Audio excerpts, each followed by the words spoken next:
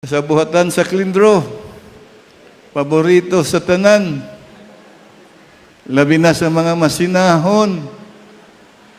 Kaya saon taman ang imong kontraktor, gwapo ug dagko man kayong garbage collector, pero naapay kakulangon, apan nakasabot ko nga sa hinay-hinay aron mapaabot pud nato unsay atong makit-an ug atong ikasugyot nga dugang sa paglimpyo sa atong palibot. Kinahanglan dili lang kwaon ang mga dagkong basurahan kundi mismo ang ilang gikwaan nga basura malimpyuhan unta, madaginot na unta nga wala nay basura nga mahibilin.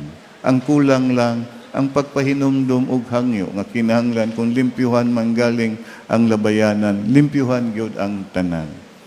Sa atong City Engineer Joel Mumungan, katong akong gihangyo kanimo, usa naman ka semana nahimo ra.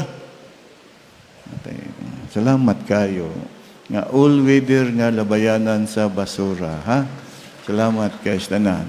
Dili lang nato una-unaon ang kontraktor sa ilang kakulangon kundi kung doon na tayo mahimo karon para malabay ang basura sa dali nga panahon, ato lang buhaton, kinahanglan ang atong makanunayong pagsabot og labaw sa tanan, atong ipatigbabaw ang kakuhan sa tanan, ang maong pagtinabangay.